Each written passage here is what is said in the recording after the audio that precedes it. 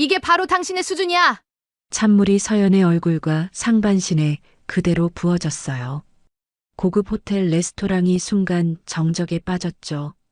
농사나 짓는 집안에서 뭔 씨유? 웃기지도 않아. 서진의 날카로운 목소리가 울려 퍼졌어요. 젖은 옷을 입고 서 있는 서연의 모습을 보며 비웃듯 말했죠. 우리 민혁이와 어떻게 결혼한다는 거예요? 호텔 전체가 숨을 죽이고 지켜보고 있었어요. 하지만 그들은 몰랐죠. 방금 물을 맞은 여자의 정체를 말이에요. 그로부터 한 달 후 20억 원 대출이 거절되었어요. 왜 갑자기 거절된 거죠? 중앙금융지주에서 신용 리스크를 이유로 최종 거절했습니다. 태수의 얼굴이 창백해졌어요. 설마 하는 생각이 현실이 되고 있었거든요. 그들이 그날 저지른 실수가 얼마나 큰 대가를 치르게 될지 아직 아무도 몰랐어요. 여러분도 지금 어디서 보고 계신지 댓글로 남겨주세요. 시간은 2달 전으로 거슬러 올라갑니다. 충북 외곽의 작은 농장에 아침 햇살이 부드럽게 내려앉았어요. 김도연은 늘 그랬듯 새벽 5시에 일어나 농장을 돌아보고 있었죠. 61세의 그는 키 180cm의 위압적인 체구를 가졌지만 오늘도 평범한 체크셔츠와 낡은 청바지 차림이었어요.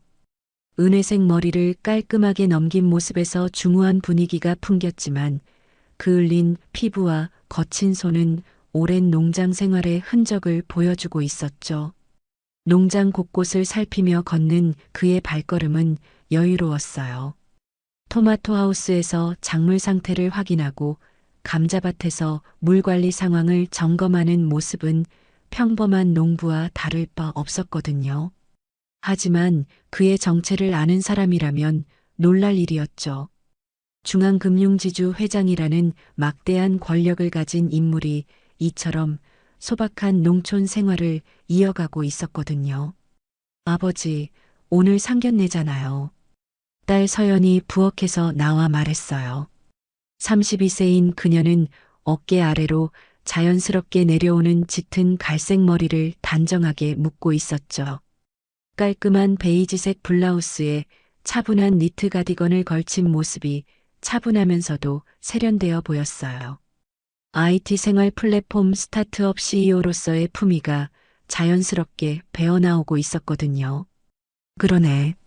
시간이 벌써. 도연은 손목시계를 확인했어요. 평소 차던 소박한 시계였지만 그 속에 담긴 시간의 무게는 남달랐죠. 중요한 투자 발표를 앞둔 딸의 결혼 상견례라니 아버지로서도 긴장되는 순간이었거든요. 민혁이 부모님이 호텔로 하자고 하셨죠? 응, 강남 그랜드 호텔 레스토랑이래요. 좀 격식을 차리자고 하시더라. 서연은 가볍게 미소를 지었어요. 1년간 교제해온 장민혁과의 결혼을 결정한 후 처음 맞는 상견례였거든요. 민혁은 중견 건설회사의 차세대 경영자로 알려져 있었지만 구체적인 이야기는 많이 나누지 않았었죠. 도연은 옷장에서 진한 네이비색 정장을 꺼냈어요. 맞춤복이었지만 화려하지 않은 단정한 스타일이었죠. 농장 생활로 그을린 피부와 단정한 수염이 어우러져 중후한 분위기를 풍겼어요. 평소 입던 소박한 차림새와는 다른 모습이었지만 여전히 과시적이지 않았거든요. 너무 긴장하지 마. 좋은 사람 들릴 거야. 네, 아버지. 민혁이도 부모님이 좋은 분들이라고 했어요. 서연은 고개를 끄덕였어요. 하지만 가슴 한편에는 묘한 불안감이 자리 잡고 있었죠. 민혁이 자신의 가정 배경에 대해 구체적으로 말한 적이 별로 없었고 부모님에 대한 얘기도 피상적이었거든요. 2시간 후 강남 그랜드 호텔 로비는 평소와 다름없이 분주했어요. 대리석 바닥에 울려 퍼지는 발걸음 소리와 웅성거리는 대화 소리가 고급스러운 분위기를 자아내고 있었죠. 도연과 서연이 회전문을 통해 입구로 들어섰을 때 몇몇 직원들의 시선이 잠깐 머물렀지만 특별한 반응은 없었어요. 도연의 차림새가 평범한 고객과 다를 바 없었거든요.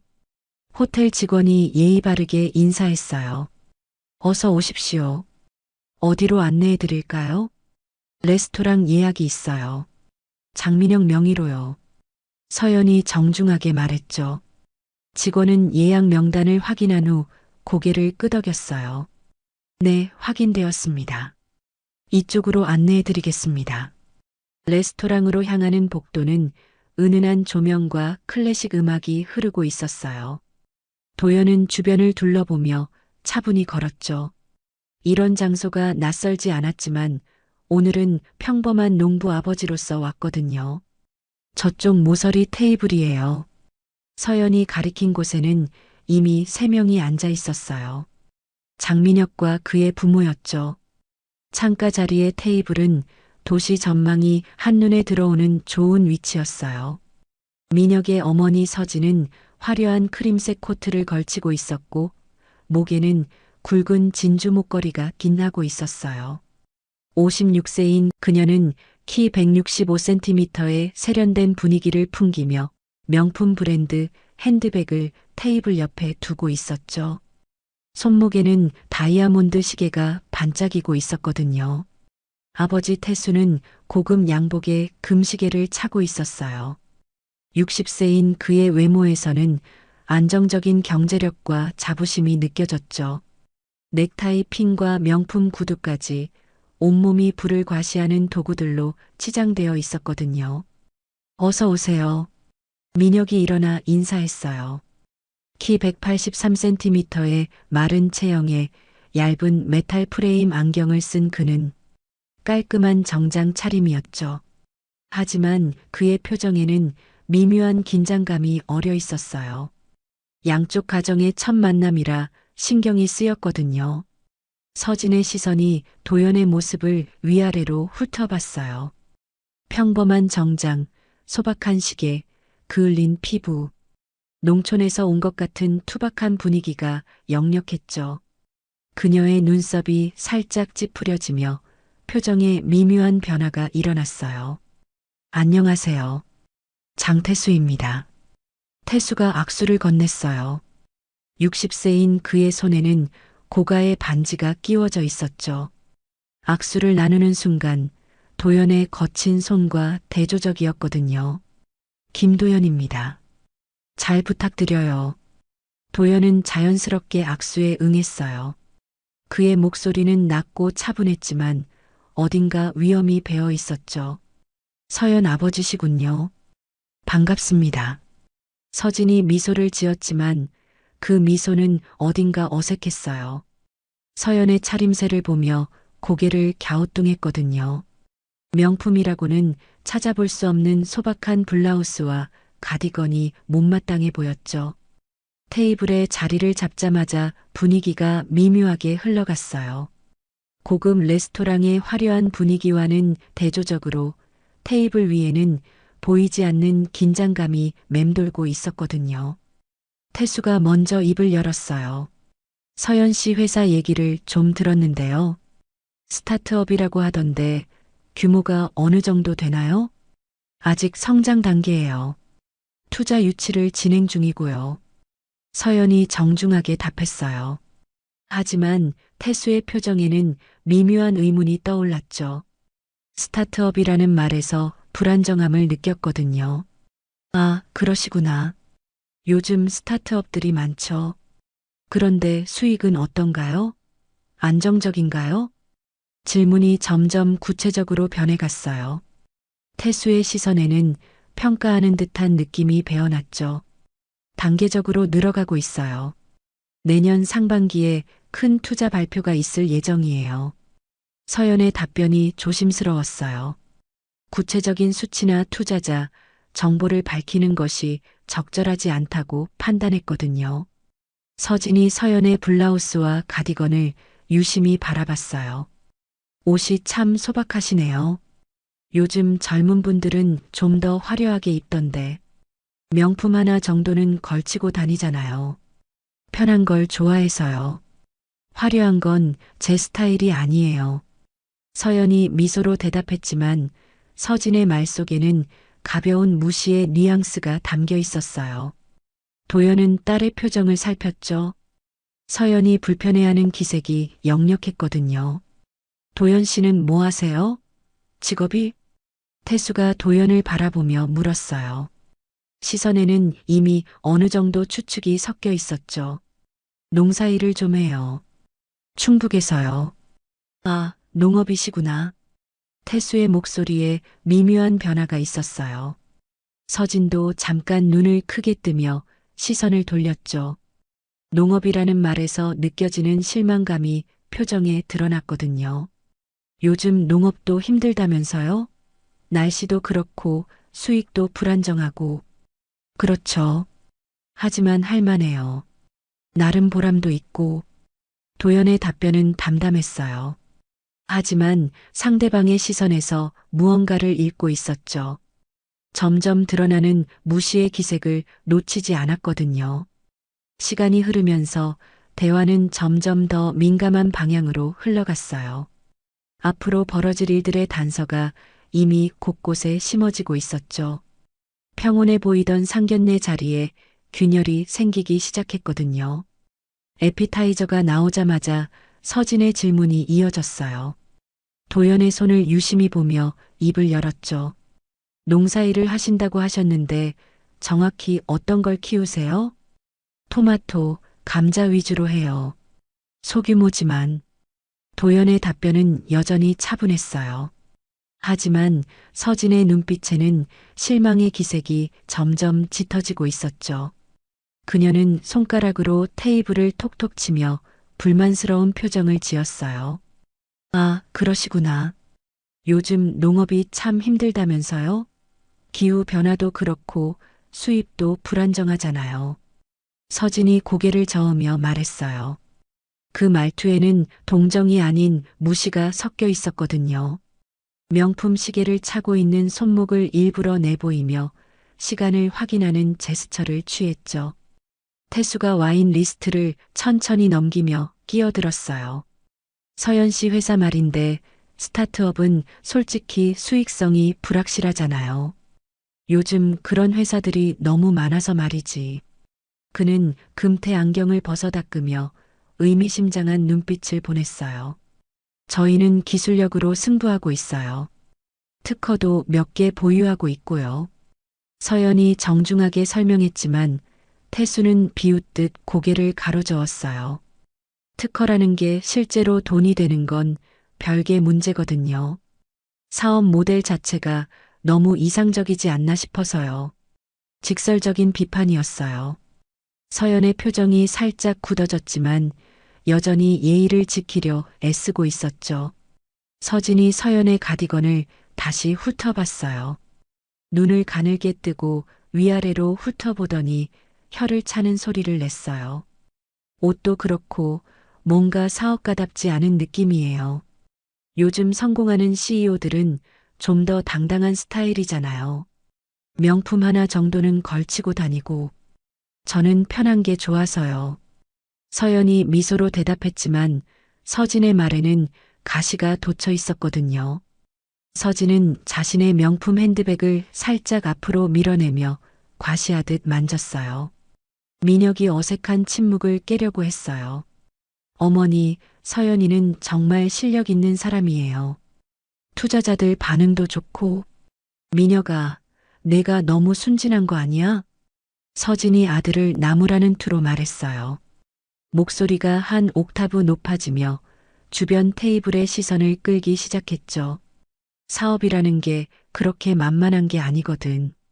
특히 요즘 같은 경쟁 사회에서는 말이야.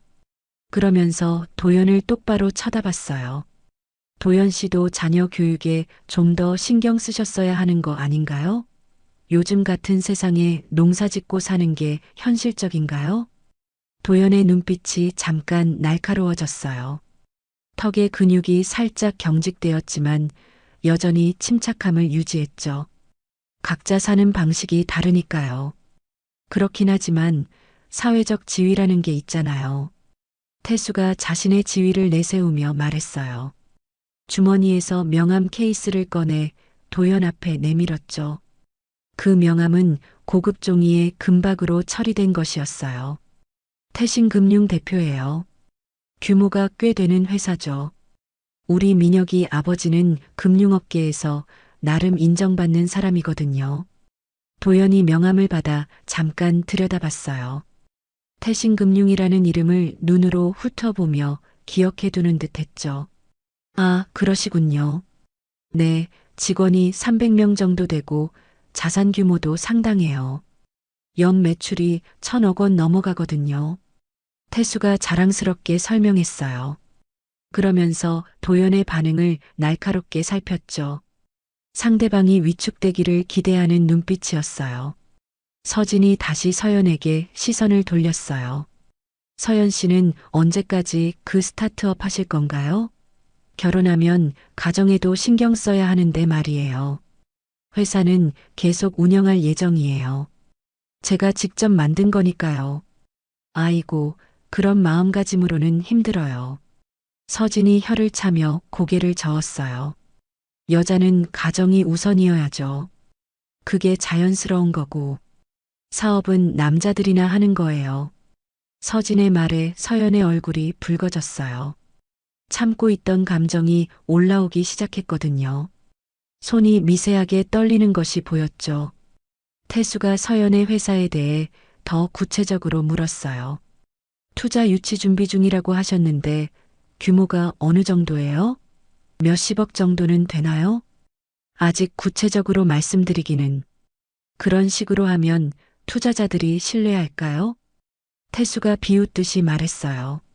성공 가능성이 낮아 보이는데. 솔직히 말해서 요즘 스타트업들 대부분이 실패하거든요. 태수의 평가는 점점 더 혹독해졌어요. 서연이 입술을 꾹 다물고 참으려 애쓰는 모습이 역력했죠. 호텔 직원들이 주변에서 상황을 지켜보고 있었어요. 테이블의 분위기가 심상치 않다는 걸 감지했거든요. 몇몇 직원은 멀리서 대기하며 필요시 개입할 준비를 하고 있었죠.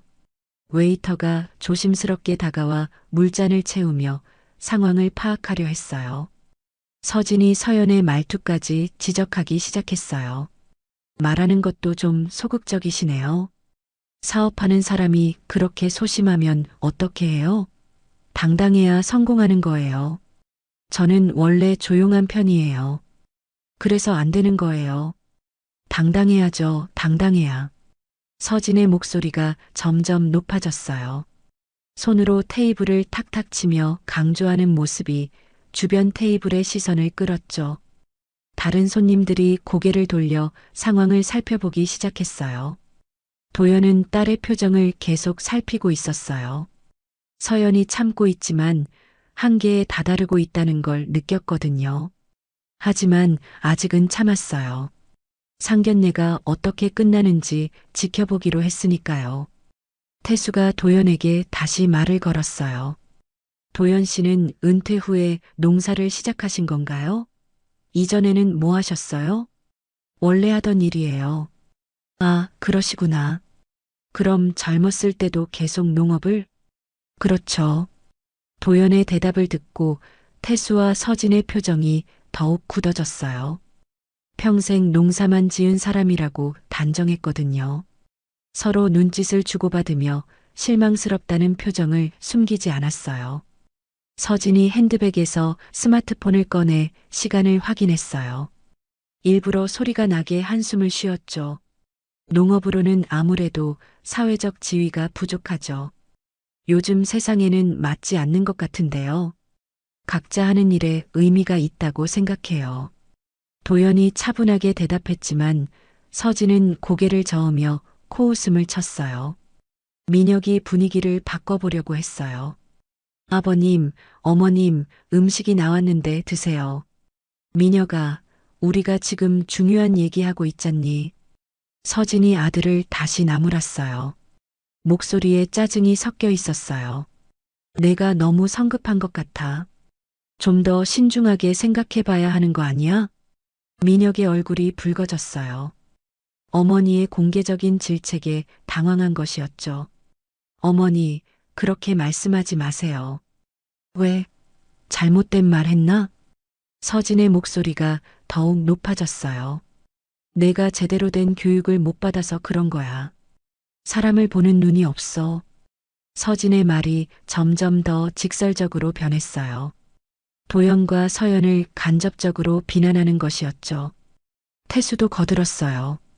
서연 씨 회사가 투자 유치를 준비 중이라고 하는데 솔직히 성공할 확률이 낮아 보여요. 요즘 시장이 얼마나 치열한데요. 저희 기술력은 검증받았어요. 서연이 끝까지 정중하게 대답했지만 태수는 웃으며 고개를 저었어요. 그런 식으로 생각하시니까 안 되는 거예요. 현실을 좀 봐야죠. 서진이 서연의 옷차림을 다시 훑어봤어요. 옷도 그렇고 화장도 그렇고 뭔가 세련되지 못한 느낌이에요. 그녀는 일부러 자신의 명품 시계를 만지작거렸어요. 민혁이와 어울릴지 모르겠어. 수준 차이가 너무 나는 것 같아요. 서연의 손이 떨리기 시작했어요. 참고 있던 감정이 한계에 다다르고 있었거든요. 물컵을 잡은 손이 미세하게 흔들리고 있었어요. 도연이 딸의 상태를 확인했어요. 서연이 힘들어하는 게 역력했지만 아직 상견례를 끝낼 타이밍은 아니라고 판단했죠. 태수와 서진의 공격은 계속됐어요.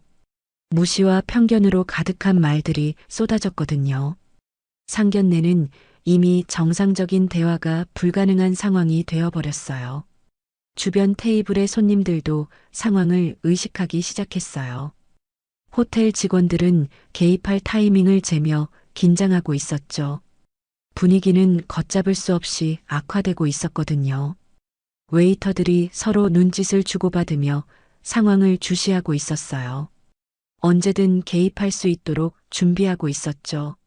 메인 요리가 테이블에 올라왔지만 아무도 관심을 두지 않았어요. 서진의 공격은 더욱 노골적으로 변하고 있었거든요. 서연 씨, 솔직히 말해서 스타트업 대표라고 하기엔 너무 어려 보이세요. 서진이 팔짱을 끼고 서연을 위아래로 훑어보며 말했어요. 경험이 부족한 게 티가 나요. 어린애가 사업 흉내를 내는 것 같아. 저는 5년째 이 분야에서 일하고 있어요. 서연이 정중하게 답변했지만 서진은 비웃는 표정을 지으며 손을 흔들었어요. 5년? 그게 뭐 대단한 경력인가요? 그녀의 목소리가 레스토랑 전체에 울려 퍼졌어요. 다른 손님들이 완전히 고개를 돌려 이쪽을 쳐다보기 시작했죠. 우리 민혁이는 10년 넘게 회사 경영에 참여했거든요. 그것도 제대로 된 회사에서요. 태수도 거들며 스테이크 나이프를 손에 들고 장난스럽게 돌렸어요. 서연 씨 회사 규모를 보니까 솔직히 회사라고 부르기도 민망한 수준이네요. 직원이 15명이면 동네 가게 수준이죠. 저희는 성장 단계에 있어요. 기술 개발에 집중하고 있고 서연이 차분하게 설명하려 했지만 서진이 손을 번쩍 들어 가로막았어요. 기술 개발? 서진이 킥킥거리며 웃었어요. 그런 걸로 돈이 벌어져요? 미래가 불투명한 시도일 뿐이잖아요. 허황된 꿈이에요. 허황된 꿈. 그녀의 목소리가 점점 높아졌어요. 주변 테이블의 대화가 완전히 멈춘 상태였죠. 어머니, 너무 그러지 마세요. 민혁이 어머니의 소매를 잡으며 말렸어요. 얼굴이 창백해져 있었거든요. 제발 좀 조용히 하세요. 민혁아, 내가 왜 이런 사람을 데려온 거야? 서진이 아들의 손을 거칠게 뿌리치며 일어섰어요. 의자가 바닥에 긁히는 소리가 날카롭게 울렸죠. 우리 가문에 어울리지 않는다고. 완전히 수준이 다르잖아. 레스토랑 전체가 숨을 죽이고 지켜보는 분위기가 되었어요. 웨이터들이 움직임을 멈췄고 다른 손님들은 믿을 수 없다는 표정으로 상황을 지켜봤죠. 서진이 테이블을 돌아 서연 쪽으로 다가갔어요. 그리고 테이블 위에 물컵을 집어들었죠. 이게 바로 당신네 수준이에요. 망설임 없이 찬물을 서연의 얼굴과 상반신에 그대로 부었어요. 아, 서연이 깜짝 놀라며 의자에서 벌떡 일어섰어요. 찬물이 블라우스와 가디건을 적시며 바닥으로 떨어졌거든요. 젖은 옷이 몸에 달라붙으면서 서연의 얼굴이 창백해졌어요. 호텔 전체가 완전한 정적에 빠졌어요. 포크와 나이프가 접시에 부딪히는 소리조차 멈췄죠. 웨이터들이 움직임을 완전히 정지시켰고 다른 손님들은 입을 벌린 채 믿을 수 없다는 표정으로 지켜봤어요. 당신 같은 촌스러운 여자가 우리 민혁이와 결혼한다고? 서진이 손가락으로 서연을 가리키며 소리쳤어요. 농사나 짓는 집안에서 뭔 시요? 말이 안 되잖아요. 물방울이 서연의 머리카락에서 떨어지고 있었어요. 하지만 서연은 고개를 숙이지 않고 서진을 똑바로 바라봤죠. 도연의 얼굴이 차가워졌어요. 주먹이 저절로 쥐어졌지만 여전히 자리에서 일어나지 않았어요. 턱의 근육이 경직되어 있었죠. 서진의 공격은 계속됐어요. 옷도 촌스럽고 말투도 소심하고 회사도 영세하고 그녀가 팔을 휘저으며 소리쳤어요. 도대체 우리 민혁이와 어떻게 결혼한다는 거예요? 꿈도 크시네. 태수도 일어서며 거들었어요. 민혁아, 결혼을 다시 생각해봐야겠다. 그는 냅킨으로 입을 닦으며 천천히 말했어요. 이런 집안과는 절대로 어울릴 수 없어. 우리 체면이 말이 아니야. 아버지, 어머니, 그만하세요. 민혁이 부모를 말리려 했지만 이미 상황은 돌이킬 수 없는 지경이 되어버렸어요. 그의 얼굴은 창백했고 손이 떨리고 있었거든요. 자신도 어떻게 해야 할지 몰라 하는 상황이었죠. 서연은 물에 젖은 채로 서 있었어요. 얼굴이 창백했지만 눈빛만은 흔들리지 않았거든요. 손이 떨리고 있었지만 고개는 꼿꼿이 들고 있었어요. 집안이 이 모양이니까 딸도 이 모양이지. 서진이 마지막 한마디를 내뱉었어요. 농사나 짓고 살 걸 뭔 사업을 한다고. 웃기지도 않아. 그때 도연이 천천히 일어났어요. 의자가 바닥에서 끌리는 소리가 조용한 레스토랑에 울려 퍼졌죠. 그의 얼굴에는 분노보다는 깊은 실망이 가득했어요. 서연아. 도연이 딸에게 다가가 어깨에 손을 올렸어요. 젖은 옷 때문에 차가운 느낌이 손바닥으로 전해졌죠. 괜찮니? 네, 아버지. 서연이 고개를 끄덕였지만 목소리는 떨리고 있었어요. 그럼에도 불구하고 당당한 자세를 유지하려 애쓰고 있었죠. 호텔 직원들이 급히 다가왔어요. 매니저급 직원이 앞장서서 수건과 타월을 가져와 서연에게 건넸어요. 고객님, 괜찮으세요? 옷 갈아입을 곳을 안내해 드릴까요? 고맙지만 됐어요. 서연이 정중하게 거절했어요. 젖은 옷을 털며 자존심을 지키려 했거든요. 서진과 태수는 여전히 테이블 앞에 서서 불만스러운 표정을 짓고 있었어요. 이제 알았겠죠? 서진이 팔짱을 끼고 말했어요. 우리 가족과는 수준이 맞지 않아요. 완전히 다른 세상 사람들이라고요. 다른 손님들이 스마트폰을 꺼내 상황을 촬영하는 것 같았어요. 호텔 직원들이 그들을 제지하려 했지만 쉽지 않았죠. 민혁은 부모와 서연 사이에서 어쩔 줄 몰라 하고 있었어요. 사태의 심각성은 이해했지만 부모를 강하게 제지하지 못한 자신이 부끄러웠거든요. 어머니, 아버지, 정말 너무하세요. 민혁의 목소리에는 절망감이 배어 있었어요. 도연이 서연의 어깨를 감싸며 말했어요. 이제 가자. 네, 아버지. 두 사람이 자리를 떠나려 하자 서진이 다시 소리쳤어요. 도망가지 말고 답해봐요. 그녀의 목소리가 레스토랑 전체를 울렸어요. 당신 내가 우리 민혁이와 어울린다고 생각해요? 솔직히 말해봐요. 도연이 잠깐 걸음을 멈췄어요. 뒤돌아볼지 고민하는 것 같았지만 결국 뒤돌아보지 않았죠. 가자, 서연아. 부녀는 레스토랑을 조용히 빠져나가기 시작했어요.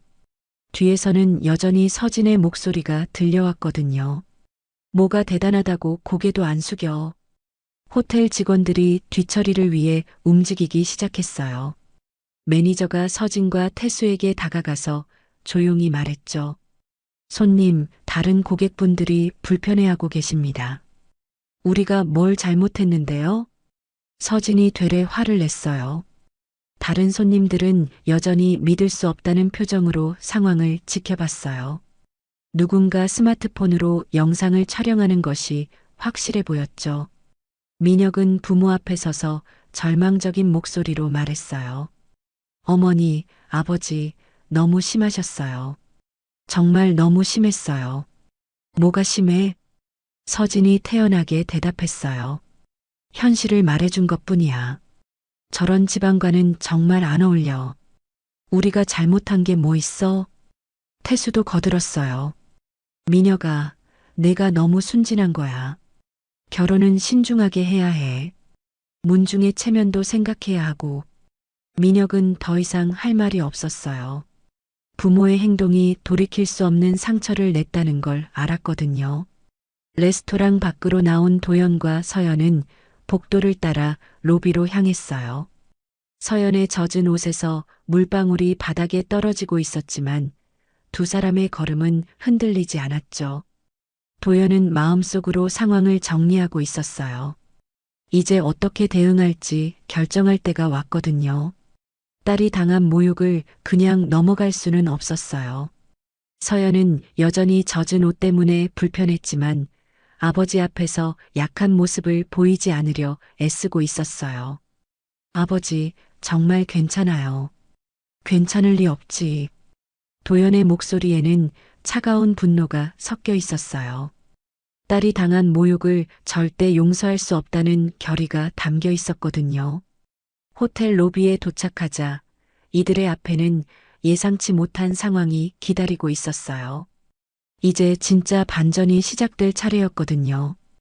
호텔 로비로 발걸음을 옮기는 순간 웅성거리는 소리가 들려왔어요. 로비 한쪽에서 누군가 급히 다가오는 발소리가 들렸거든요. 회장님, 중후한 목소리가 높은 천장의 로비에 울려 퍼졌어요. 그랜드 호텔 총지배인 강민수가 숨을 헐떡이며 도연에게 다가왔죠. 50대 중반의 그는 완벽하게 다림질된 정장을 입고 있었지만 얼굴에는 긴장감이 역력했어요. 이마에는 식은땀이 맺혀 있었거든요. 어찌 이런 곳에서 뵙게 되는지 모르겠습니다. 강지배인이 깊숙이 허리를 숙이며 정중하게 인사했어요. 90도로 고개를 숙인 그의 모습에 주변 로비 직원들이 당황하기 시작했죠. 미리 연락을 주셨으면 VIP 전용 다이닝으로 안내해드렸을 텐데요. 정말 죄송합니다. 별일 아니야. 가족 모임이었어. 도연이 담담하게 답했어요. 하지만 강지배인의 예리한 눈은 서연의 젖은 옷을 놓치지 않았거든요. 그의 표정이 순간 굳어졌어요. 혹시 무슨 불편한 일이라도 있으셨나요? 강지배인이 조심스럽게 물었어요. 30년 넘게 호텔업에 종사한 그의 경험으로는 심상치 않은 상황임을 직감할 수 있었거든요. 그때 레스토랑에서 민혁 가족이 뒤따라 나왔어요. 서진과 태수는 여전히 불만스러운 표정이었고 민혁은 창백한 얼굴로 어쩔 줄 몰라 하고 있었죠. 태수가 로비의 상황을 보고 멈칫했어요. 호텔의 최고 책임자로 보이는 사람이 도연에게 극존칭을 쓰며 인사하는 모습이 이상했거든요. 저분이 누구신지 태수가 서진에게 속삭였어요. 목소리에는 불안감이 섞여 있었죠. 글쎄, 농사짓는 사람이라고 했는데 서진도 상황을 파악하지 못하고 있었어요. 하지만 뭔가 잘못됐다는 느낌은 들고 있었거든요. 강지배인이 주변 직원들에게 빠르게 지시했어요. VIP 프로토콜 즉시 시행하세요. 컨시어지 팀 전체 대기, 전용 라운지 즉시 준비해 주세요. 네, 지배인님. 직원들이 일사불란하게 움직이기 시작했어요. 로비 전체의 분위기가 순식간에 긴장 상태로 바뀌었죠. 다른 손님들도 상황을 지켜보며 웅성거렸어요. 프런트 데스크의 직원들이 컴퓨터를 급히 조작하며 뭔가를 확인하고 있었고, 벨보이들이 일제히 도연 쪽으로 몸을 돌렸어요. 회장님, VIP 전용 라운지로 안내해 드리겠습니다. 강지배인이 정중하게 제안했어요. 따님께서도 편히 쉬실 수 있도록 프라이빗 룸을 준비했습니다. 회장님이라는 호칭이 대리석 바닥과 높은 천장 사이를 울리며 로비 전체에 퍼져나갔어요. 로비에 있던 다른 손님들이 고개를 돌려 도연을 바라보기 시작했죠. 서진의 얼굴이 급속도로 창백해졌어요. 방금 자신이 물을 부은 사람이 회장의 딸이라는 사실을 깨달았거든요. 다리가 후들거리기 시작했어요. 회장이라고요? 태수가 떨리는 목소리로 물었어요. 목이 말라서 말이 제대로 나오지 않았죠. 강지배인이 정중하지만 명확하게 답했어요. 중앙금융지주 김도연 회장님이세요. 그 순간 태수의 다리가 휘청거렸어요. 중앙금융지주라는 이름에 머리가 하얘졌거든요.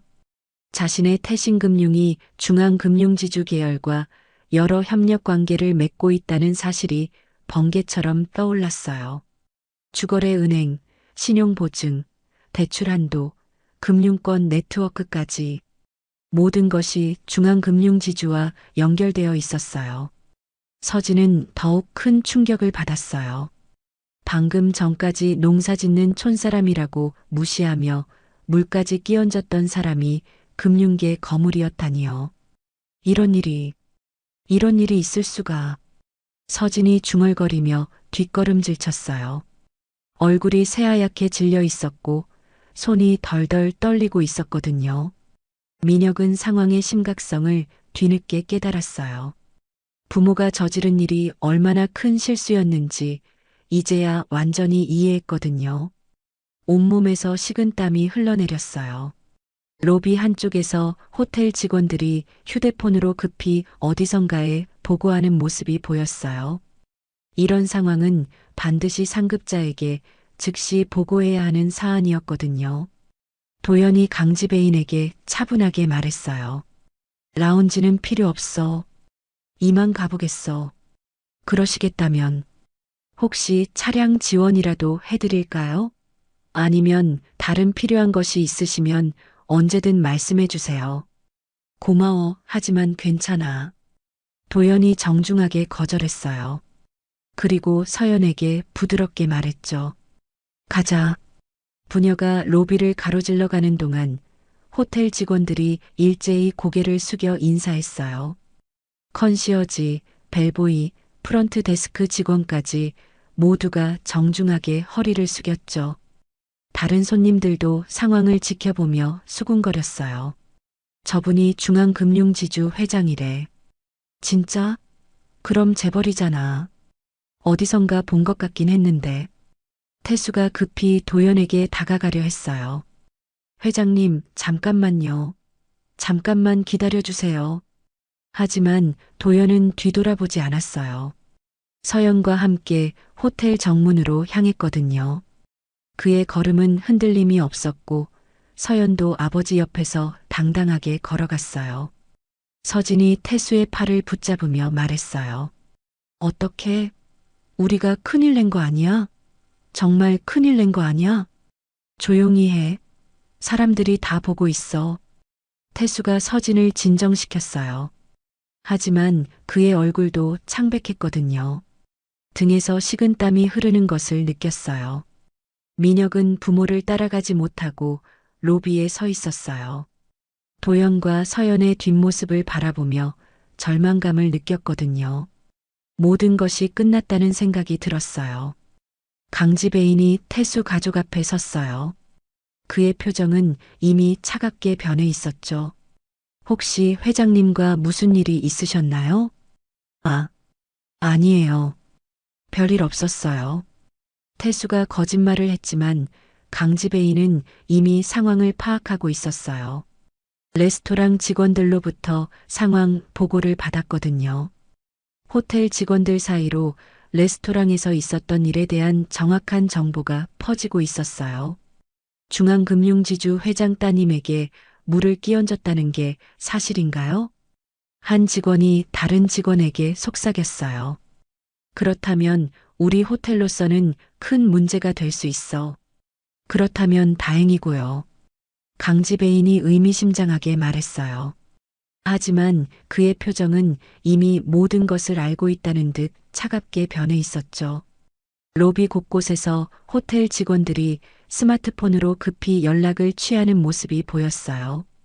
이런 상황은 호텔 경영진에게 즉시 보고되어야 하는 중대한 사안이었거든요. 도영과 서연이 호텔을 떠나는 동안 로비에는 긴장감이 계속 감돌고 있었어요. 사람들은 방금 목격한 상황에 대해 계속 수군거렸고 일부는 스마트폰으로 검색하기 시작했죠. 중앙금융지주 김도연이라는 이름이 포털 사이트 실시간 검색어로 떠오르기 시작했어요. 그의 영향력과 재산 규모에 대한 기사들이 쏟아져 나왔거든요. 태수는 급히 자신의 스마트폰을 꺼내 검색했어요. 김도연 회장의 프로필을 보는 순간 다리가 더욱 후들거렸죠. 대한민국 금융계 핵심 인물, 자산 규모 수조 원대, 정재계 영향력 1위, 금융권의 킹메이커라는 수식어들이 화면을 가득 채웠어요. 우리가 정말 돌이킬 수 없는 일을 저지른 것 같아. 서진이 떨리는 목소리로 말했어요. 민혁은 부모를 바라보며 깊은 한숨을 쉬었어요. 모든 것이 끝났다는 절망감만이 남아 있었거든요. 호텔 정문을 나선 도연과 서연은 차량을 기다리고 있었어요. 도연은 마침내 완전한 결심을 굳혔죠. 이제 본격적인 대응을 시작할 시간이 왔거든요. 서연아, 이제 정말 괜찮니? 네, 아버지. 이제 정말 괜찮아요. 서연의 목소리에는 더 이상 위축감이 없었어요. 진실이 밝혀진 후에 당당함이 배어났거든요. 차량이 도착하자 두 사람은 조용히 호텔을 떠났어요. 뒤에서는 여전히 혼란스러운 상황이 계속되고 있었지만 이들에게는 더 이상 중요하지 않았어요. 진짜 중요한 것은 이제부터 시작될 반격이었거든요. 일주일이 흘렀어요. 태수는 사무실에 출근하자마자 전화기를 붙잡고 있었어요. 밤새 뒤척이며 제대로 잠을 이루지 못했거든요. 김 부장, 혹시 중앙금융지주 쪽으로 연결해 줄 수 있는 사람 없나? 정말 급한 일이야. 회장님, 그쪽은 워낙 급이 높아서요. 저희로서는 쉽지 않을 것 같은데요. 전화 너머 목소리가 조심스러웠어요. 평소 친하게 지내던 사람도 갑자기 거리감을 두는 것 같았죠. 태수는 하루 종일 여러 곳에 전화를 걸었지만 모두가 비슷한 반응이었어요. 김도연 회장과 직접 연결될 만한 인맥은 아무도 없었거든요. 서진도 마찬가지였어요. 호텔에 전화를 걸어 어제 일에 대한 기록을 지워달라고 부탁했지만 호텔 측의 답변은 단호했어요. 죄송하지만 그런 요청은 절대 받을 수 없습니다. 호텔 규정상 모든 사건은 기록으로 남겨야 하며 특히 VIP와 관련된 사안은 더욱 엄격하게 관리됩니다. 전화를 끊고 나서 서진은 깊은 한숨을 쉬었어요. 이미 어제 일이 호텔 내부에서 큰 화제가 되고 있다는 소문도 들었거든요. 그런데 정말 큰 문제가 터졌어요. 회장님, 큰일입니다. 비서가 급히 사무실로 뛰어들어왔어요. 왜? 무슨 일인데? 서연 씨 회사 투자 심사건 말인데요. 갑자기 보류 결정이 나왔어요. 태수의 얼굴이 굳어졌어요. 설마 하는 생각이 현실이 되고 있었거든요. 누가 지시한 거야? 이유가 뭐래? 정확히는 모르겠지만 위에서 내려온 지시라고 해요. 갑작스럽게 재검토가 필요하다고 하네요. 태수는 급히 투자 심사를 담당하는 금융기관에 연락했어요. 임전무, 서연 회사 투자건이 왜 갑자기 보류된 거야? 아, 태수 형. 그게 위쪽에서 재검토 지시가 내려와서요. 위쪽이라면 어디를 말하는 거야? 중앙금융지주 계열 쪽에서 신호가 온 것 같아. 자세한 건 나도 잘 모르겠어. 전화를 끊고 태수는 등골이 서늘해짐을 느꼈어요. 김도현 회장이 벌써 움직이기 시작한 것 같았거든요.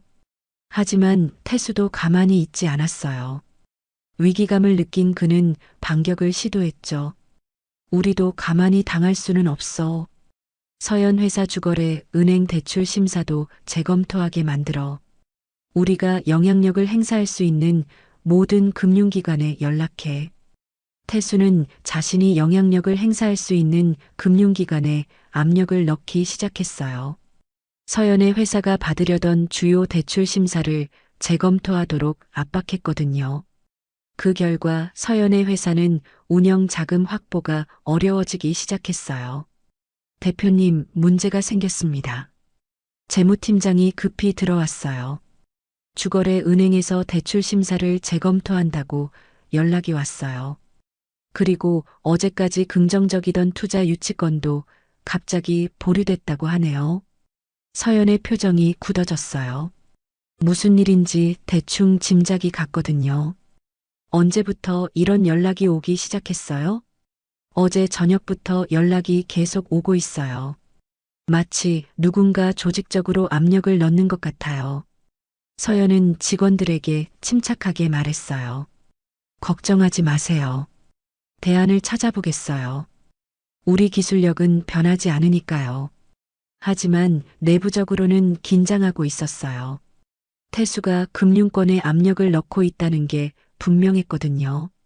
한편 도연은 농장에서 상황 보고를 받고 있었어요. 회장님, 태신금융 쪽에서 여러 금융기관에 압력을 넣고 있는 것 같습니다.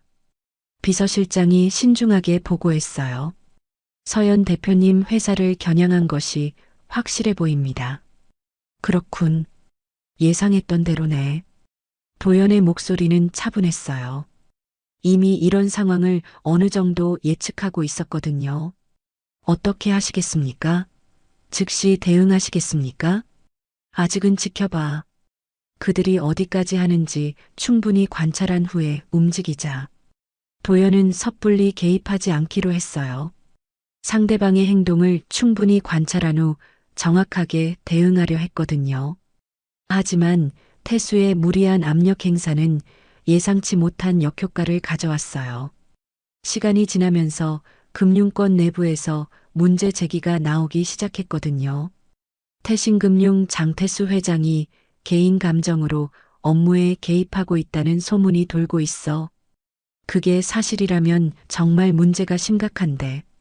금융업계의 기본 윤리를 벗어난 행위야. 소문은 금융권 전체로 퍼져나갔어요. 태수의 신뢰도가 급격히 떨어지기 시작했거든요. 태수의 회사 내부에서도 문제가 생겼어요. 회장님, 이런 식으로 하시면 우리 회사 이미지만 나빠집니다. 상무이사가 조심스럽게 간언했어요. 다른 금융기관들이 우리를 어떻게 볼지 걱정됩니다. 무슨 소리야? 우리가 생존하려면 어쩔 수 없어. 하지만 태수의 목소리에는 확신이 부족했어요. 점점 상황이 자신에게 불리하게 돌아가고 있다는 걸 느꼈거든요. 서진도 사회적 모임에서 시선을 피하게 되었어요. 저 사람이 호텔에서 그런 일 저지른 사람이야. 정말? 상대가 중앙금융지주 회장 딸이었다면서? 수군거리는 소리가 들릴 때마다 서진은 자리를 피해야 했어요. 평소 만나던 친구들도 연락을 피하기 시작했어요. 민혁은 부모와 거리감을 느끼며 독립을 진지하게 고민하기 시작했어요. 부모의 행동이 자신의 미래까지 망치고 있다고 생각했거든요. 2주가 지나자 상황은 더욱 복잡해졌어요. 태수의 압력에도 불구하고 서연의 회사에는 예상치 못한 변화가 일어나기 시작했거든요. 3주가 지난 어느 날 서연의 회사에 완전히 예상치 못한 소식이 전해졌어요. 대표님, 정말 큰 소식입니다. 재무팀장이 환한 얼굴로 사무실 문을 벌컥 열며 뛰어들어왔어요. 숨이 차서 말이 제대로 나오지 않을 정도였죠. 정부 혁신 지원 사업 최종 선정됐어요. 그것도 전체 1등으로요. 서연의 얼굴이 순간 밝아졌어요. 몇 달 전에 지원했던 정부 사업에서 최종 선정된 것이었거든요. 지원 금액이 얼마나 되나요? 30억 원입니다. 그리고 3년간 지속 지원이에요. 사무실이 환호성으로 가득 찼어요. 직원들이 박수를 치며 기뻐했죠. 투자 취소로 어려워진 자금 문제가 한 번에 해결된 것이었거든요. 더 놀라운 소식이 연달아 이어졌어요. 그리고 대표님, 해외 투자사들에서도 연락이 계속 오고 있어요. 마케팅 팀장이 급히 보고했어요. 일본 아시아테크 계열에서 기술 검토 미팅을 요청했고, 미국 실리콘밸리 VC 세 곳에서도 관심을 보이고 있어요. 서연은 직원들과 함께 기뻐했어요. 위기가 오히려 더 큰 기회로 바뀐 셈이었거든요. 유럽에서도 기술 라이선스 계약 문의가 들어왔어요. 기술팀장이 추가로 보고했어요. 독일과 프랑스 쪽에서 우리 특허 기술에 큰 관심을 보이고 있다고 해요. 반면 태수의 상황은 급속도로 악화되고 있었어요. 회장님, 내부 감사팀에서 긴급 연락이 왔습니다. 비서가 창백한 얼굴로 급히 들어와 보고했어요. 내부 감사? 왜 갑자기? 태수가 불안한 표정으로 물었어요. 부실 대출건들이 문제가 되고 있다고 해요. 금융관리청에서도 관심을 보이고 있고 외부 감사 요청까지 들어왔어요. 태수의 얼굴이 창백해졌어요. 평소에 무리하게 진행했던 대출건들이 도마에 오르기 시작한 것이었거든요. 언제부터 이런 얘기가 나온 거야? 어제부터 갑자기 여러 기관에서 동시에 문제를 제기하기 시작했어요. 더 큰 충격은 그 다음이었어요. 그리고 민혁군 회사 대출건 말인데요. 비서가 더욱 조심스럽게 말했어요. 응? 그게 왜? 20억 원 대출 심사가 최종 거절됐어요. 태수가 자리에서 벌떡 일어났어요. 거절이라고? 누가 그런 결정을 내린 거야? 중앙금융지주 계열에서 신용 리스크를 이유로 거절 결정을 최종 통보했다고 해요. 그 순간 태수는 모든 걸 이해했어요. 김도연 회장이 본격적으로 반격에 나선 것이었거든요. 민혁의 회사는 그 20억 원 대출이 절대적으로 필요한 상황이었어요. 신규 사업 런칭을 위해 반드시 확보해야 할 자금이었거든요. 아버지, 어떻게 된 거예요? 민혁이 급히 아버지 사무실로 찾아왔어요. 얼굴이 창백해져 있었어요. 대출이 왜 갑자기 거절된 거죠? 지난주까지만 해도 승인 가능성이 높다고 했잖아요. 그게 상황이 복잡해졌어. 태수가 머리를 감싸며 말했어요. 혹시 지난번 상견례 일과 관련이 있는 건가요? 민혁의 날카로운 질문에 태수는 대답할 수 없었어요. 자신의 행동이 아들의 회사까지 위험에 빠뜨렸다는 사실을 인정하기 어려웠거든요. 그런데 정말 큰 폭탄이 터졌어요. 회장님, 언론에서 연락 왔습니다. 다른 비서가 다급하게 뛰어들어왔어요. 언론? 무슨 언론에서? 경제 전문지 여러 곳에서요. 태신금융의 부실 경영과 불공정 거래에 대한 제보를 받았다고 해요. 태수의 다리가 휘청거렸어요. 언론까지 움직이기 시작했다는 것이었거든요. 누가 제보한 거지? 정확히는 확인이 안 되는데 복수의 내부 고발자가 있다고 하네요. 회사 내부에서도 태수에 대한 신뢰가 완전히 무너지기 시작했다는 뜻이었어요. 오후에는 더욱 충격적인 소식이 들려왔어요. 회장님, 한국경제방송 경제뉴스에서 인터뷰 요청이 들어왔어요. 인터뷰? 무슨 내용으로? 금융권의 불공정 거래와 개인 감정에 의한 업무 개입 사례에 대해서요. 태수는 이제 상황의 심각성을 완전히 깨달았어요. 서진은 더 이상 집 밖으로 나갈 수 없게 되었어요. 어디를 가도 시선과 수군거림을 피할 수 없었거든요. 여보, 우리가 정말 돌이킬 수 없는 일을 저지른 것 같아. 지금 와서 그런 소리 하면 뭐해. 태수가 짜증을 냈지만 그도 상황의 절망적임을 충분히 느끼고 있었어요. 금융권에서는 태수의 행동에 대한 평가가 바닥으로 떨어졌어요. 개인 감정을 업무에 개입시킨 전례로 기록될 것 같아. 앞으로 태신금융과는 거래를 신중하게 고려해야겠어. 동료들의 신뢰를 완전히 잃은 상황이었어요. 반면 서연의 회사에는 연일 좋은 소식이 이어졌어요. 대표님, 한성테크에서 공식 협업 제안이 들어왔어요. 동방케미컬에서도 기술 도입 검토를 위한 미팅을 요청했고요. 태평양 모터스에서도 관심을 보이고 있어요. 위기를 극복한 후 오히려 더 많은 기회가 찾아온 것이었어요. 서연은 아버지에게 기쁜 소식을 전했어요.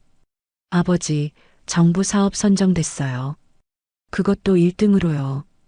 그래, 정말 대단하다. 고생 많았어. 혹시 아버지가 도움을 주신 건 아니죠? 나는 아무것도 안 했어. 내가 혼자 힘으로 해낸 거야. 도연의 말은 진심이었어요. 서연의 성공은 순전히 그녀의 실력과 노력의 결과였거든요. 한 달이 흐르자 상황은 완전히 역전되었어요. 서연은 승승장구하고 있었고 태수는 나락으로 떨어지고 있었거든요. 진실과 정의는 결국 승리하는 법이었어요. 2달 후 충북 농장의 고요한 저녁 시간이었어요. 도연과 서연이 넓은 마루에 나란히 앉아 따뜻한 차를 마시고 있었죠. 멀리서 들려오는 귀뚜라미 소리와 함께 평화로운 분위기가 흐르고 있었어요. 아버지, 정말 궁금한 게 있어요. 서연이 차를 한 모금 마시며 입을 열었어요. 왜 처음부터 신분을 말씀하지 않으셨어요? 사람의 진짜 모습을 보고 싶었거든. 도연이 멀리 보이는 산을 바라보며 차분하게 답했어요. 권력이나 재력을 알면 모든 게 달라지잖니. 그들이 가면을 쓰기 시작해.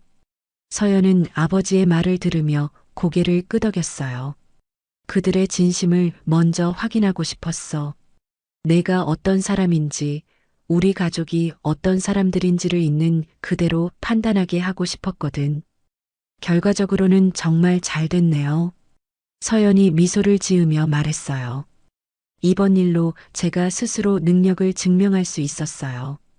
아버지 배경에 의존하지 않고 말이에요. 맞아. 그게 가장 중요한 거야. 내가 혼자 힘으로 이겨낸 거니까. 2사람은 잠시 조용히 차를 마셨어요. 농장의 평화로운 분위기 속에서 그동안의 일들을 차분히 정리하고 있었죠. 그때 서연의 휴대폰이 울렸어요. 민혁에게서 온 문자였어요. 서연 씨, 정말 죄송합니다. 부모님이 너무 심하게 행동했어요. 한번 만나서 직접 사과드리고 싶습니다. 제발 기회를 주세요. 서연이 문자를 보고 깊은 한숨을 쉬었어요. 민혁이에게서 또 연락이 왔어요. 뭐라고 하던? 도연이 관심 있게 물었어요. 사과하고 싶다고 해요. 만나자고 하네요. 도연이 딸의 표정을 자세히 살폈어요. 어떻게 할 거니? 굳이 만날 필요는 없을 것 같아요. 서연의 답변에는 담담함이 배어 있었어요. 이미 끝난 일이니까요. 감정적으로 대응할 이유도 없고요. 서연의 판단은 현실적이었어요. 개인적인 감정보다는 미래를 위한 합리적 선택을 내린 것이었거든요. 그게 현명한 판단인 것 같아. 도연도 딸의 결정에 동의했어요. 한편 그 시간 태수는 사무실에서 절망에 빠져 있었어요. 온갖 노력을 해봐도 상황은 더욱 악화될 뿐이었거든요. 회장님, 김도연 회장님께 공식 사과문을 보내보는 게 어떨까요? 비서가 조심스럽게 제안했어요. 사과문이 받아들여질 것 같아? 태수의 목소리에는 체념이 섞여 있었어요. 일단 시도는 해봐야 하지 않을까요? 다른 방법이 없어 보이는데요. 태수는 고민 끝에 정중한 사과문을 작성했어요. 밤늦게까지 여러 번 수정하며 최대한 진심을 담으려 노력했죠. 하지만 도연의 비서실에서는 태수의 사과문을 검토한 후 보관만 하고 있었어요. 회장이 직접 답변할 의사가 없다고 판단했거든요. 서진은 집에서 완전히 은둔 생활을 하고 있었어요. 친구들과의 모임도 모두 피하고 사교 활동도 완전히 중단했죠. 여보, 내가 정말 돌이킬 수 없는 실수를 한 건가? 지금 와서 그런 소리 해봤자 무슨 소용이야. 태수도 극도의 스트레스에 시달리고 있었어요. 회사와 개인적인 문제가 동시에 터지면서 감당하기 어려운 상황이 된 것이었죠. 민혁은 부모와 완전히 거리를 두기로 결심했어요. 아버지, 어머니, 당분간 따로 지내겠어요. 민혁이 부모 앞에 서서 단호하게 말했어요. 민혁아, 가족이 어떻게 이럴 수 있어? 서진이 울먹이며 매달렸지만 민혁의 결심은 확고했어요. 부모님이 저지른 일의 책임을 저도 함께 져야 하는 상황이에요. 저라도 독립해서 새 출발을 해야 합니다. 민혁은 이미 독립적인 사무실을 구했고 재정적으로도 부모와 분리하는 작업을 시작했어요. 그는 서연에게 한 번 더 연락을 시도했지만 서연은 응답하지 않았어요. 서연은 이미 완전히 새로운 미래에 집중하고 있었거든요. 정부 사업 선정 이후 회사는 매일 성장하고 있었어요. 대표님, 미국 실리콘밸리 투자사에서 정식 제안서를 보내왔어요. 시리즈어 라운드로 100억 원 규모의 투자를 제안했어요. 유럽에서도 기술 라이선스 계약 문의가 계속 들어오고 있고요. 매일 좋은 소식이 이어졌어요. 위기가 오히려 더 큰 성장의 발판이 된 셈이었거든요. 도연은 딸의 성장을 뿌듯하게 지켜보고 있었어요. 이제 정말 독립적인 사업가가 됐구나. 모든 게 아버지 덕분이에요. 아니야. 내 실력과 노력의 결과야. 한편 금융권에서는 태신금융에 대한 본격적인 조사가 시작되었어요. 감독기관의 정밀 조사 결과 여러 부실 대출건들이 발견되었고 태수의 개인적 판단으로 무리하게 처리된 사례들이 문제가 되었어요. 장태수 회장의 경영 윤리와 리더십에 대한 근본적 의문이 제기되고 있습니다. 경제 전문지의 기사가 연일 쏟아졌고 태신금융의 신용도는 바닥으로 추락했어요.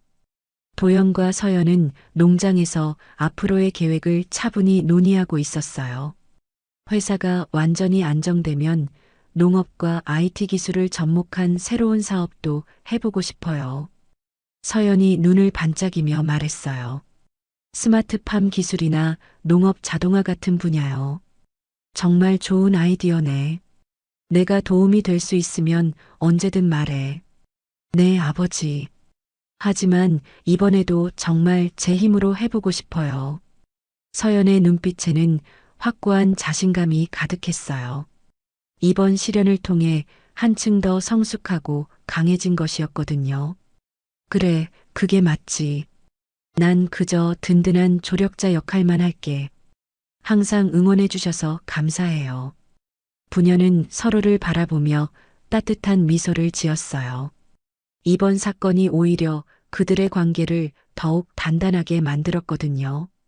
저녁 무렵 농장에 석양이 내려앉기 시작했어요. 황금빛 햇살이 들판을 가득 채우는 가운데 부녀는 앞으로의 꿈을 이야기했죠.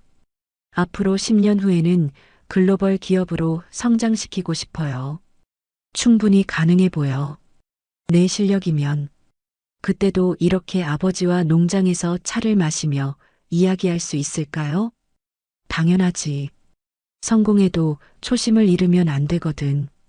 태수 가족의 몰락과는 대조적으로 도연과 서연은 더욱 강한 유대감과 확고한 미래 비전을 갖게 되었어요.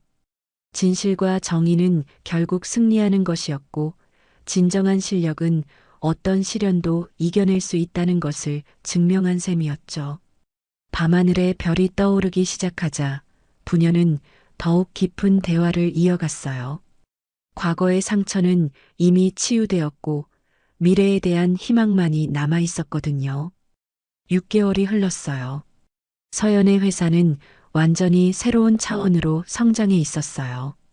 강남의 신사옥으로 이전했고 직원 수는 120명으로 늘어났어요. 해외 지사도 성공적으로 설립되었죠. 대표님, 일본 도쿄지사 정식 개소식이 성공적으로 마무리됐어요. 해외 사업팀장이 화상회의를 통해 생생하게 보고했어요. 유럽 파트너십 계약도 최종 서명 단계에 들어갔고 미국 실리콘밸리 지사 준비도 순조롭게 진행되고 있어요. 회의실에서 들려오는 보고는 모두 성공 스토리들 뿐이었어요. 서연은 이제 진정한 글로벌 CEO가 되어 있었거든요. 내년 상반기에는 코스닥 상장도 추진할 예정이에요. 재무팀장이 환한 얼굴로 덧붙였어요. 기업 가치 평가가 1천억 원을 넘어섰거든요. 서연은 자신감 넘치는 모습으로 직원들과 미래를 논의하고 있었어요. 더 이상 예전에 위축되었던 모습은 찾아볼 수 없었죠. 충북 농장에서 도연은 평소와 같이 농작물을 돌보고 있었어요. 중앙금융지주 회장직은 유지하고 있지만 농장에서 보내는 시간을 더욱 늘리고 있었거든요. 이곳에서의 단순한 일상이 그에게는 최고의 휴식이었어요. 회장님, 서연 대표님 회사 소식 보셨죠? 농장 관리인이 태블릿을 들고 와서 말했어요. 오늘 경제신문 일면에 실렸어요. 화면에는 국내 스타트업, 글로벌 시장 정복 나서다라는 제목의 기사가 크게 실려 있었어요. 서연의 사진과 함께 회사의 성공 스토리가 자세히 소개되어 있었죠. 정말 자랑스럽네. 도연의 얼굴에는 아버지로서의 뿌듯함이 가득했어요. 반면 태수의 상황은 완전히 달랐어요. 태신금융은 결국 경영권 분쟁에 휘말리게 되었고 태수는 회장직에서 물러나야 했어요. 이사회에서 최종 결정이 내려졌습니다. 변호사가 태수에게 차갑게 통보했어요. 새로운 경영진 체제로 전환하기로 했고 현 경영진은 모두 교체됩니다. 내가 30년 넘게 키운 회사인데 태수의 목소리는 힘없이 떨리고 있었어요. 주주들과 이사회의 만장일치 의견입니다. 더 이상 어쩔 수 없는 상황이에요. 태수는 텅 빈 회장실에서 개인 물품들을 정리하고 있었어요. 벽에 걸린 각종 표창장과 감사패들이 이제는 무색해 보였거든요. 30년 넘게 일궈온 모든 것이 한순간에 무너진 상황이었어요. 서진은 이제 아예 외출을 하지 않게 되었어요. 호텔 사건 이후 그녀를 바라보는 시선이 완전히 달라졌거든요. 옛날 친구들도 이제 연락을 아예 안 해. 당연한 거지. 우리가 어떤 처지인지 다 아는데. 태수의 말에는 깊은 체념이 배어 있었어요. 민혁은 부모와 완전히 독립해서 새로운 삶을 시작하고 있었어요. 작은 사무실에서 혼자 컨설팅 업무를 하며 차근차근 재기를 준비하고 있었죠. 이제 정말 혼자구나. 민혁은 가끔 서연을 떠올렸어요. 하지만 다시 연락할 엄두는 내지 못했거든요. 부모가 저지른 일의 무게가 너무 컸어요. 어느 주말 저녁 도연과 서연이 농장에서 함께 저녁을 먹고 있었어요. 마루에 앉아 소박한 식사를 나누는 모습은 평화로워 보였어요. 아버지, 이번 분기 매출이 작년 같은 기간보다 500% 증가했어요. 서연이 뿌듯한 표정으로 보고했어요. 정말 대단하다. 자랑스럽네. 처음엔 상견례에서 당한 모욕 때문에 정말 화가 났는데 지금 생각해보니 완전히 전화위복이었어요. 서연이 편안하게 웃으며 말했어요. 그 일이 없었다면 제가 이렇게 성장할 수 있었을까 싶어요. 위기가 기회가 된 거지. 내가 그만큼 실력이 있었으니까. 아버지가 신분을 숨기신 것도 결과적으로는 최고의 선택이었어요. 서연이 진심으로 감사 인사를 했어요. 덕분에 제 실력을 스스로 증명할 수 있었으니까요. 도연이 딸을 바라보며 따뜻한 미소를 지었어요. 앞으로도 계속 그런 마음가짐으로 해. 권력이나 배경에 의존하지 말고. 네, 아버지. 평생 잊지 않을게요. 두 사람은 농장의 고요한 풍경을 바라보며 대화를 이어갔어요. 그런데 태수 씨 가족은 어떻게 됐나? 서연이 궁금해하며 물었어요. 들은 바로는 회사를 완전히 정리하게 됐다고 해. 사회 활동도 거의 중단된 상태고, 도연이 담담하게 답했어요. 자업자득이긴 하지만 한편으론 좀 안타깝긴 해요. 서연의 목소리에는 원망보다는 연민이 배어 있었어요. 사람은 누구나 자신의 선택과 행동에 대한 결과를 감수해야 하는 거야. 도연의 말은 냉정했지만 진실이었어요. 해가 지면서 농장에는 따뜻한 노을이 내려앉고 있었어요. 멀리서 들려오는 새소리와 바람소리가 평화로운 분위기를 만들어내고 있었죠. 내년에는 동남아시아와 중동 진출도 계획하고 있어요. 서연이 미래에 대한 포부를 밝혔어요. 좋은 계획이야. 하지만 너무 무리하지는 마. 건강이 우선이거든. 네, 차근차근 단계적으로 할게요. 서연의 눈빛에는 미래에 대한 확고한 비전이 담겨 있었어요. 이번 시련을 통해 더욱 성숙하고 현명해진 그녀였거든요. 아버지도 건강 꼭 챙기세요. 농장 일이 생각보다 힘들잖아요. 걱정 마. 이 정도 일은 오히려 건강에 도움이 돼. 도연은 여전히 건강한 모습이었어요. 농장에서의 단순한 일상이 그에게는 최고의 치유제였거든요. 밤하늘에 별들이 하나둘 떠오르기 시작했어요. 농장의 고요함 속에서 부녀는 서로를 바라보며 만족스러운 미소를 지었어요. 정말 소중한 걸 배웠어요. 서연이 진심을 담아 말했어요. 가족이 얼마나 중요한지, 진정한 실력이 뭔지 알게 됐거든요. 맞아. 결국 가장 소중한 건 가족이야. 도연이 고개를 끄덕이며 답했어요. 그때 서연의 휴대폰으로 연락이 왔어요. 해외 거래처에서 긴급 협의 요청이었죠. 아버지, 미국 본사에서 연락이 왔어요. 내일 화상회의가 있대요. 그래, 중요한 거니? 새로운 프로젝트 제안인 것 같아요. 규모가 꽤 클 것 같고요. 서연이 일어나며 말했어요. 그럼 들어가서 준비해야겠네. 아버지도 일찍 쉬세요. 그래, 수고해. 서연이 집 안으로 들어간 후 도연은 혼자 마루에 앉아 밤하늘을 올려다봤어요. 반짝이는 별들이 농장의 고요함을 더욱 깊게 만들어주고 있었죠. 6개월 전에 그 상견례 자리가 떠올랐어요. 딸이 물을 맞고 모욕당했던 그 순간 말이죠. 그때는 분노가 올라왔지만 지금 생각해보니 모든 것이 최선의 결과로 이어졌어요. 서연은 더 강해졌고 진정한 실력을 인정받게 되었거든요. 태수 가족은 자신들의 잘못된 판단과 오만함의 대가를 치르고 있었죠. 결국 정의는 승리하는구나. 도연이 혼자 중얼거렸어요. 다음 날 아침 서연은 일찍 서울로 출근했어요. 회사에는 이미 직원들이 분주하게 움직이고 있었죠. 대표님, 미국 화상회의 준비 완료됐어요. 유럽 쪽에서도 추가 미팅 요청이 들어왔고요. 일본 지사에서 현지 언론 인터뷰 제의가 왔어요. 매일 새로운 기회들이 쏟아져 들어오고 있었어요. 서연은 이제 진정한 글로벌 리더가 되어 있었거든요. 화상회의가 시작되자 미국 본사의 임원들이 화면에 나타났어요. 서연, 정말 놀라운 성과예요. 한국 시장에서의 성공이 전 세계적으로 주목받고 있어요. 감사합니다. 더 열심히 하겠습니다. 새로운 프로젝트를 제안하고 싶어요.